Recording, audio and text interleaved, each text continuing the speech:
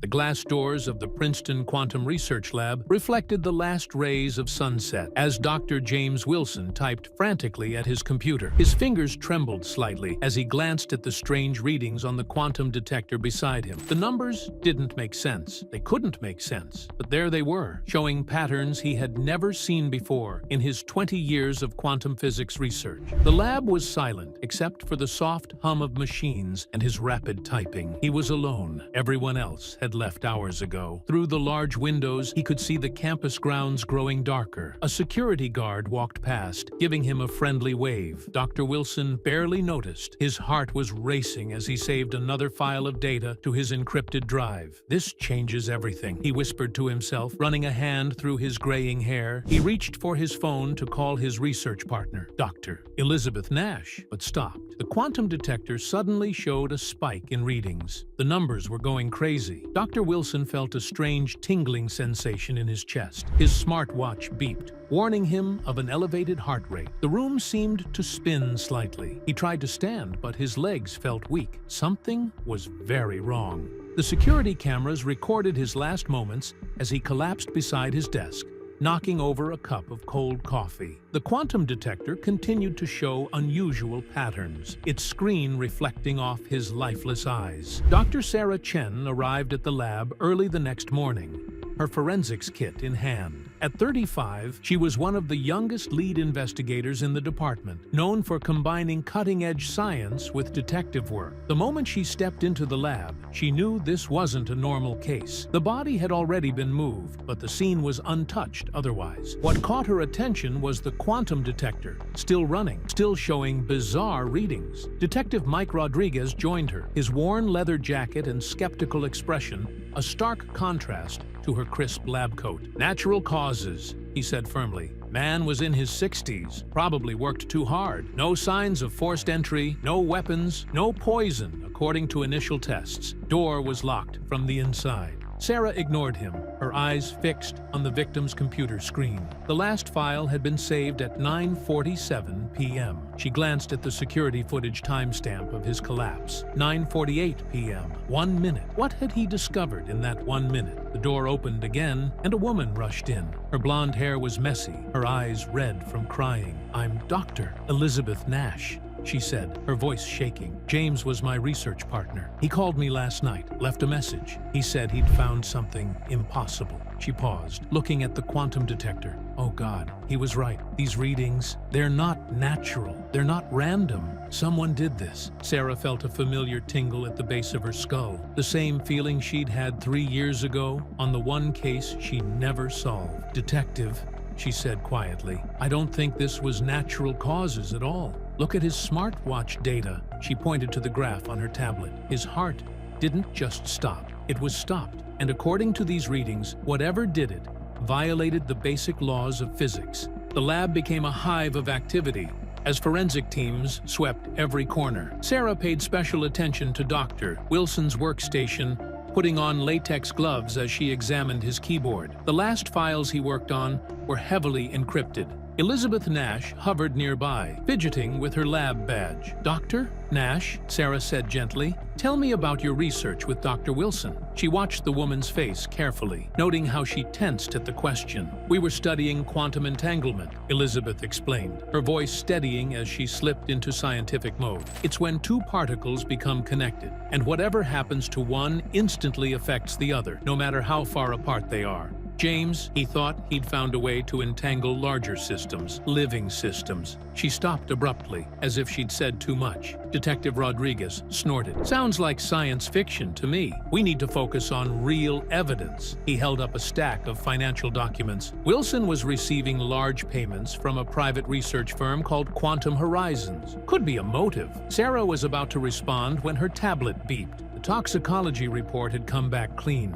No poisons, no drugs, nothing unusual except, "This can't be right," she muttered. The victim's cellular structure showed signs of quantum decoherence, something she'd only seen once before. Her hands trembled slightly as she pulled up the file from 3 years ago. Dr. Marcus Zhang, another physicist, found dead in his home. The same unusual readings, the same clean toxicology report, the same cellular decoherence, the case that still haunted her dreams. A commotion at the door interrupted her thoughts. A young man burst in, out of breath. "I need to speak to someone in charge," he gasped. "I'm Peter Chen, doctor, Wilson's research assistant. I was supposed to meet him last night, but I got a warning message. Look." He thrust his phone forward, showing a text. "Stay away from the lab. They're watching. The entanglement isn't what we thought." Before anyone could respond, alarms began blaring throughout the building.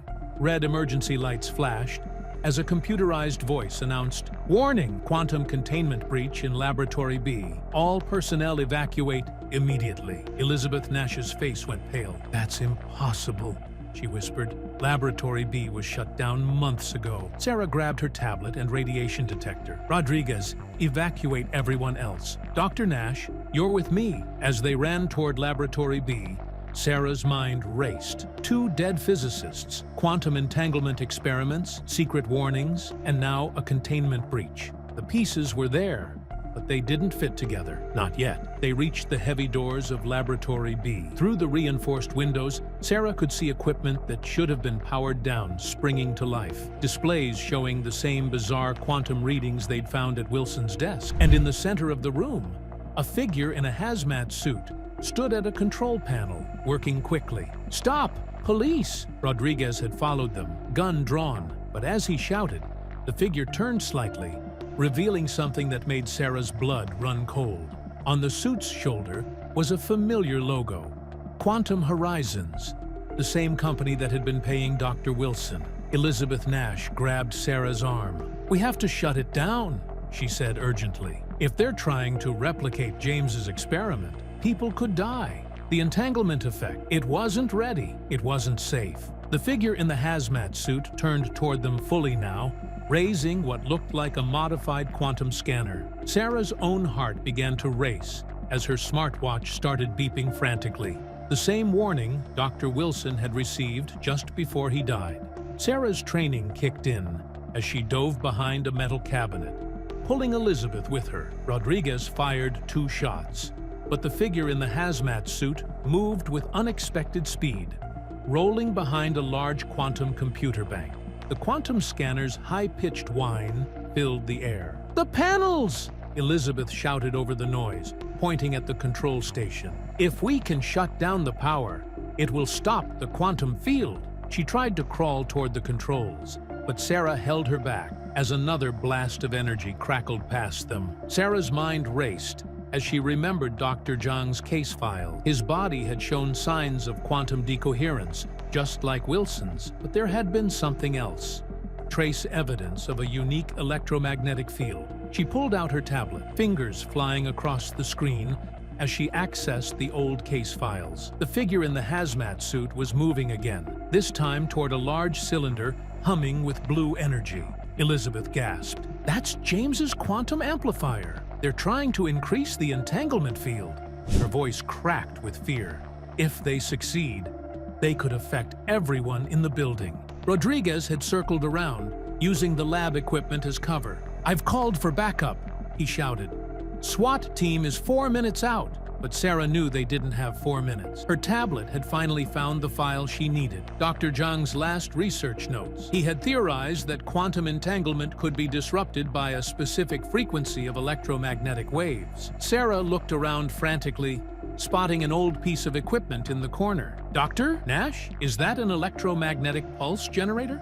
Elizabeth nodded. "Can you modify it to emit a frequency of 7.8 gigahertz? "Yes, but..." Elizabeth's eyes widened with understanding. "Of course! The resonance frequency would disrupt the quantum field." She began crawling toward the device. The figure noticed their movement and raised the scanner again. This time, Sarah felt a strange tingling in her chest. Her smartwatch began beeping wildly. Rodriguez saw what was happening and fired again, forcing the attacker to take cover. Sarah's vision began to blur, but she fought to stay conscious. Elizabeth had reached the pulse generator and was working frantically to modify it. The figure in the hazmat suit seemed to realize what they were doing and rushed toward them. Suddenly, Peter Chen appeared at the lab door, carrying a fire extinguisher. Without hesitation, he sprayed it directly at the attacker, filling the air with white powder. The figure stumbled, momentarily blinded. "Now!" Sarah shouted. Elizabeth activated the modified pulse generator. A wave of invisible energy filled the room. The quantum amplifier's blue glow flickered and died. The figure in the hazmat suit convulsed as their scanner sparked and went dead. Rodriguez moved in quickly, handcuffing the still disoriented attacker. He pulled off the hazmat suit's helmet to reveal a face Sarah knew all too well. Dr. Marcus Chen, the leading scientist at Quantum Horizons, and the twin brother of Dr. Zhang. "It was you," Sarah said, her voice hoarse. "You killed your own brother and Wilson. All for what?" Chen laughed, a hollow sound. "You don't understand. The entanglement effect. It's not just about physics. It's about power. Imagine being able to stop anyone's heart, anywhere in the world, just by creating a quantum connection. My brother was too afraid to continue the research. Wilson was getting too close to the truth." Elizabeth was checking the quantum readings on her tablet. Her face went pale.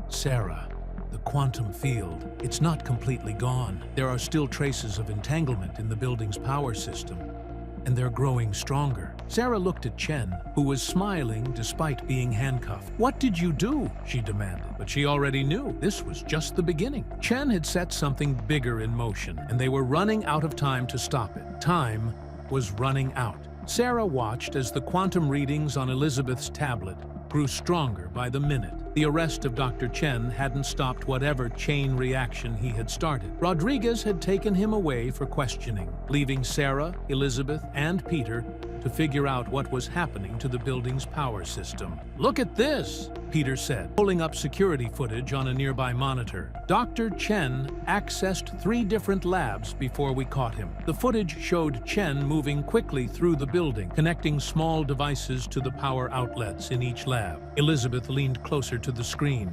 "Those are quantum resonance transmitters," she explained, her face growing more worried. "James and I developed them for harmless energy transfer experiments, but Chen must have modified them." She turned to another computer, typing rapidly. "The readings suggest he's created a building-wide entanglement field. It's like a giant web, growing stronger as it spreads through the electrical system." Sarah's phone buzzed, a message from Rodriguez at the police station.